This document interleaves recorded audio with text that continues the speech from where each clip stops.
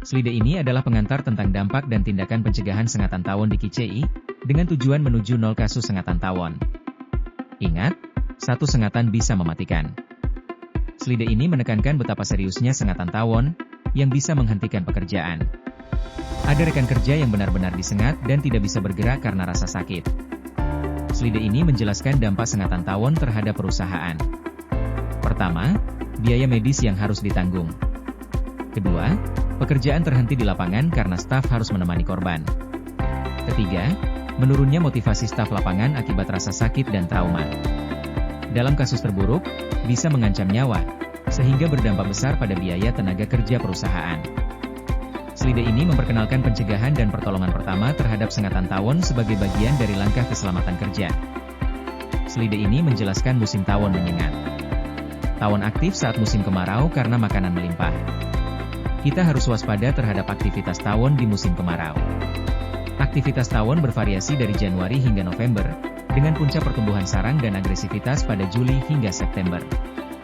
Slide ini menjelaskan pencegahan yang bisa dilakukan sebelum berangkat ke lapangan, seperti menggunakan pakaian yang menutupi kulit, memilih pakaian berwarna cerah, membawa semprotan serangga, tidak bekerja sendirian, menghindari parfum, dan memberitahu rekan kerja jika memiliki alergi. Slide ini menjelaskan cara mencegah sengatan jika melihat tawon di lapangan. Jangan mendekati sarang, jangan membuat suara keras, jangan mengusir tawon dengan tangan, jangan panik dan lari, menunduk dan menjauh secara perlahan, dan tutup bagian tubuh yang terbuka. Slide ini menjelaskan tentang feromon serangan tawon, yaitu sinyal kimia yang dikeluarkan tawon untuk memberitahu kawanan bahwa ada musuh. Jika feromon menempel di pakaian atau kulit, tawon lain bisa ikut menyerang.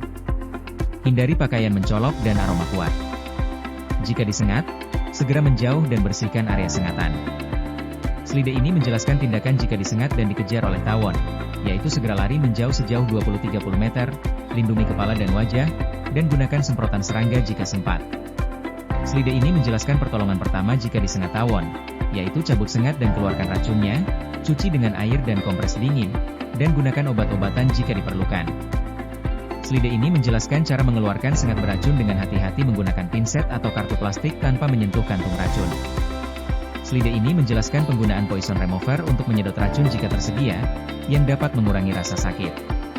Slide ini menekankan pentingnya mencuci luka karena racun tawon mudah larut dalam air, dan mencuci area yang disengat dengan air adalah langkah yang efektif.